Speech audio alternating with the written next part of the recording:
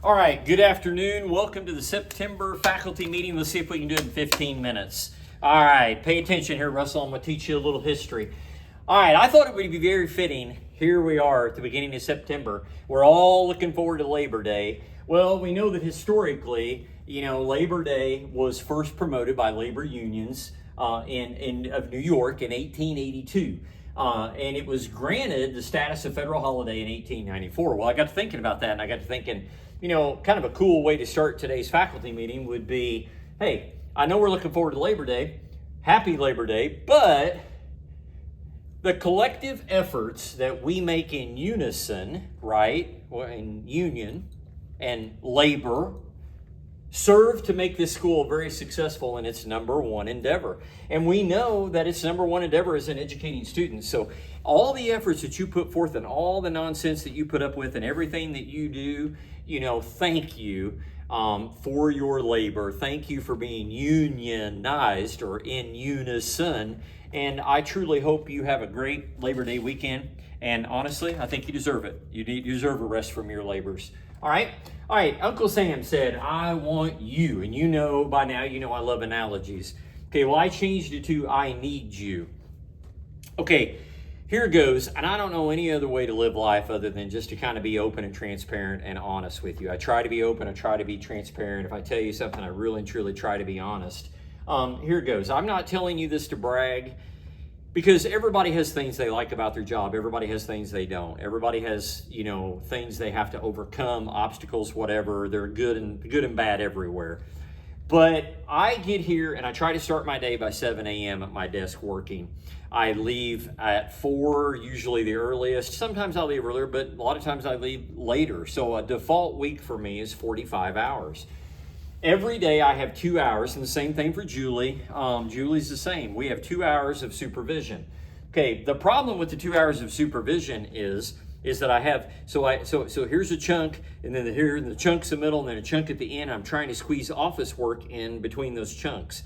And I understand you're juggling time too. I get it. I don't really get paid to supervise. I supervise because it helps the school run well and because it's part of my responsibility, but my office work is just as important, if not more important, than my supervision work. And so here it is. I can tell you that I'm going to be out during passing times, and I'm not. I've got to get work done. So I need you. I need you to help me during passing time. I need you to help me during class time. I really do. And I know you do that, and I thank you. But please understand that, I think it's helpful to understand a little bit about where your administrators are at too, because I got to do some office work. And I need you to help during passing times. I need you to help during class times, and the bulk of the supervision is going to fall on you at that point, not me. I just simply don't have time. I'm already putting in 10 hours a week, so over a work day just in supervision. So thank you, because teamwork really does make the dream work. Okay, I'm going to give you 4 reminders that I think are fairly important, and then I'm going to give you 4 new items. So 4 and 4 today. Just kind of the way it worked out. But here it is. I know I sent you maybe a humorous, philosophical, well, I don't know, maybe you didn't even read it, but email about how I'm trying to cut down on a little belly weight and how I'm a little bit, got into a bad habit with my Mellow Yellow. Heck, I'm even thinking about trying to drink more Diet Coke. I never thought I'd ever say that. And, Hank Williams Jr., his line was, old habits like you are hard to break. And, old habits, and sometimes bad habits, they are hard to break. And because, and I thought this was really good, because bad habits are like a comfortable bed. They're easy to get into, but hard to get out of. And that's really made me chuckle, but it's true. They're so easy to get into and kind of hard to get out of. And I'm not telling you that you have bad habits, but here's what I am going to say.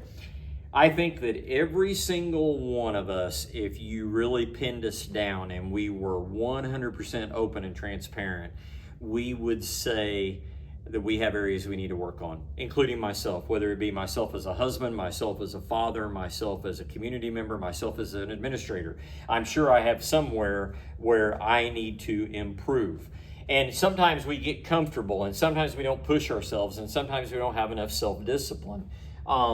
But it's interesting because the only discipline that lasts is self-discipline. And so here's really what I'm saying to you, and I'm saying it also to me, because the old adage about the one finger like this, there's three fingers pointing back this way, right? Yeah. So here goes. If we know that we have something that we need to improve upon, if we know that we're really kind of falling down in a particular area, I did some self-introspection, and I got to thinking about my own level of supervision. And I have made it a goal of mine this year not to stand in one place as long. I need to move more. Of a morning, I need to be all over the place. I need to be, and so this isn't just aimed at you, it's aimed at me as well. But please think about your own personal, professional, and improve in the areas that you need to improve on. And have that measure of discipline that it takes to do it. And I know it's not easy. It's not easy. I get it. Okay? All right, number 2. I want you to give me some feedback on the cell phone holders. And I want you to let me know how that's going. You know why I wanted to implement it. I wanted to cut down on traffic in the hallways during instructional time for kids that just were escaping to go play on their phone. Shout out and kudos to Murphy Wheeler. Murphy Wheeler has seniors. I'm by his room one day, and he's having all those seniors put their phones in their cell phone holder, and that, if you're going to have a group in this building that might be difficult to deal with, it might just be seniors who think, they know it all and they're at the end of the rope. I want feedback. Is it working? How's it going? How's it doing? Talk to me. And because everyone should be doing it. And so if you're not doing it, then with all due respect, you did not do what I asked. And so we should have universal implementation. I want feedback on how this is going, and I kind of expect to see it going when I pop into your room. Okay? All right, number 3. Well, I guess before I get to number 3, I just wanted to add a gentle reminder as to what instructional time is. Instructional time is class time as a whole. Instructional time is Bulldog Strong time if there's programming. The only time that is really by default not instructional time is passing time, lunch, before and after school. Everything else meets the definition of instructional time, right? So please, if there's something that's supposed to be going on, the kids should not be on cell phones. All right, moving on. Classroom discipline.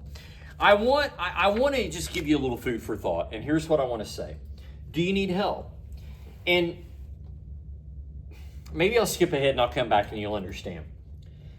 If you're consistent, that's helpful, but I wanted you to see this slide because, this idea of conversation, this idea of communicating, a lot of people don't like difficult conversations, and I get it. I don't necessarily like difficult conversations either. If everybody would go into a conversation with the philosophy that iron sharpened iron, it might be better, but not everybody goes into a conversation with that philosophy, right? And sometimes we don't want to have the difficult conversations, so sometimes we don't call parents.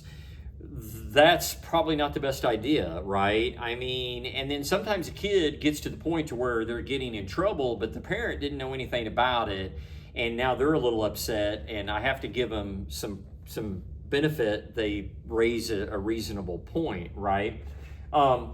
If you're going to have really good discipline, you're going to have some strife. It just comes with the territory. And so if we need to help you navigate that, I'll be more than happy to help you navigate it. However, I am going to ask you to kind of just keep one thing in mind. I don't care to come and talk to your classes, and I don't care to help you, and I will go out of my way to do that. But at some point, you're the one that has to garner their respect, okay? They can respect me, but I'm not the one who's going to be teaching them every day. So my, reminder to you is to be consistent, but you got to be willing to have the tough conversations if you're really going to have solid discipline in your classroom. And if I can help you with that, I will, okay? All right, number 4, and the last gentle reminder, we are far enough along in the calendar now that grade books ought to be flowing. They ought to be getting, it's like you're putting money into your bank account. We ought to be taking grades now. I should not get to the end of the 9 weeks, and by and large, and I know we've talked about before, and I've pushed information out about grading, and I'm not going to get a big presentation on that because I've already done it. and I anticipate that you've participated in that. But we should not get to the end of the 9 weeks by and large and have only 5 or 6 grades. And we shouldn't get to the end of the 9 weeks and have grades that are all the same. There should be differentiation amongst your students. There's no way there's not, right? And we can talk about that if you'd like, but my reminder to you today is we're far enough along, we ought to be starting to put grades in the grade book. And with all due respect, 2 grades a week is not a lofty goal. And you can do that in a myriad of ways, and they can't all be effort, but some of them could be effort. But 18 grades for 9 weeks for every class, that's not too much to ask. And it doesn't matter to me, even if you're a specialist class, there's everybody can come up with opportunity, and 2 grades per week is not monumental. Okay, so ending the 9 weeks with only 5 or 6 grades is probably not where we want to be. All right, okay. New. All right, 4 items new. Here they go. On September the 10th, we're going to have our first short day, PD day, rather, 2-hour delay. And what I want you to know about that is that, there's lots of different directions we could go, and there are different directions we will go this year in PD. We might go to SIP. We might go to curriculum mapping. We might work on grades or grading. We might work on chronic absenteeism. We have plenty to do. But what I want you to know is on this first September the 10th, we're going to concentrate on curriculum mapping. And I also want you to know that kind of the way I anticipate that day looking. I don't think that we need to have, and maybe you tell me I'm wrong, but I think we all like to maximize our time. So I don't think we need somebody to come in and sell us on curriculum mapping. If we're professional educators, we're sold on curriculum mapping. We know that if our curriculum is not tied to the standards, then our core universal instruction is already out in left field, and we know we don't want that. So we understand, we're professionals, we understand the importance of curriculum mapping. So I don't need somebody to sell me on its importance. What I really need is I need for you to tell me what you want. I need a universal template so that everybody in the building understands what we're doing, and I need time to work. That's what I need, or at least that's what I feel like I would need. So I feel like that's probably what you need. Okay, so I've asked Elizabeth Doherty, and you're like, well, why Elizabeth? Because Elizabeth's very skilled with computers and computer programming and making things, and she and I are going to make the template that we will share with you. I will share with you at 8 a.m. on that morning, and please, everybody, be here on time, be punctual. And then after we talk for just a short bit about the template, what we expect and how we're going to do it, we're going to take off and we're going to get to work, and we're going to have some work time. Okay? All right, please be on time, and please use your time wisely that day. That's not going to be the day, with all due respect, I'm not trying to be whatever, but that's not going to be the day where you go to somebody else's room and hang out or do whatever. That's a day that we will be working diligently, okay? All right, 2, SIP, chronic absenteeism. I want you to know that I'm coming back to something that I told you, and I haven't forgotten it. We just haven't gotten there yet. I'm convinced we're not going to increase our attendance through punitive means. So what do we need to do? We're going to have to figure out how to incentivize and whatever programming or whatever that looks like. Okay, I'm going to need your help with that. There's going to be a committee, and some of you are going to be asked to be on that, and we're going to work towards this goal. Now, what have we been doing? Okay, well, I want you to know I'm not just asking you to work on it. Administratively, we've shored up our policy handbook. Julie made her attendance video that she posted. I have sent letters to families that had students who were either chronically absent or very close. Kate, myself, and Julie have divided up those kids, and we're having individual meetings with those students weekly or bi-weekly to encourage them and to keep on top of where they're at. We're going to get to the end of the 9 weeks, and we're going to see the people who aren't doing a very good job, and I will be asking those families to come in and meet with me individually, and we will do the best we can to be the greatest source of encouragement that we can be. So we're all working on this chronic absenteeism piece together. Trust me, we're working on it too, okay? So don't think it's just you. All right, number 3, new items. October the 8th, well, that's our second PD day, but why mention that then? We haven't even done the first one. Well, because that's going to be PD Riasec Day. All right, we're going back to Uncle Sam. Why? Because I am going to absolutely need you we are going to absolutely need you on that day. Like you take myself, for instance, as a perfect example. So I'm going to present. Well, there's going to come a time where I'm going to present to 70 students. Okay, so would you want 70 students in class? And I'm guessing most of you would say no. I know I would say emphatically no, I would not want 70 students in class.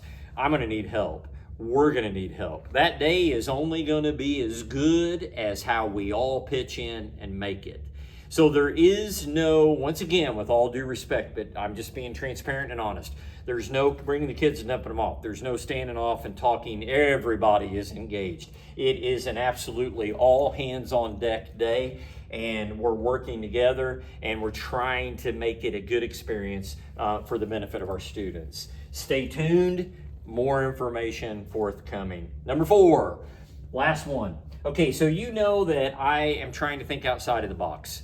Okay, I feel like we have a lot of need here. I feel like we could use help. I feel like we have a lot of special education students. I feel like, I feel like people are have a lot to do. I feel like there's a lot of burden. I feel like our aides have a lot to do. I mean, we can't just continue to overtax our internal infrastructure, right? All right, so we're not going to go hire a bunch of new people either, and we know that. And we could complain about that, but let's not complain about that, because every single one of us wants to get a raise too. Okay, so let's start thinking outside of the box. Okay, and so you know that I'm looking for maybe people from the community, maybe students, but I need ideas. I need to know who we should tap. I need ideas. I've had an idea, but I don't have all the ideas. All right, I need you to help me, and I will pursue leads, and I will work hard to try to make it happen. But once we decide that we can get a pool, what we really need to know is where we need them. So we're going to have to collaborate on where to get them, and then we're going to have to collaborate on where to put them. But I can guarantee you we won't have any success if we don't try. So let's at least try. At least we can say we tried. If it doesn't work, then it doesn't work. But let's try, and let's start thinking outside of the box, okay? Any questions? Come and see me. I love you. I'm proud of you guys. I feel very, very, very, very blessed to have you on my staff, and I'm very thankful to God that He has blessed me with the ability to be here. Have a great night.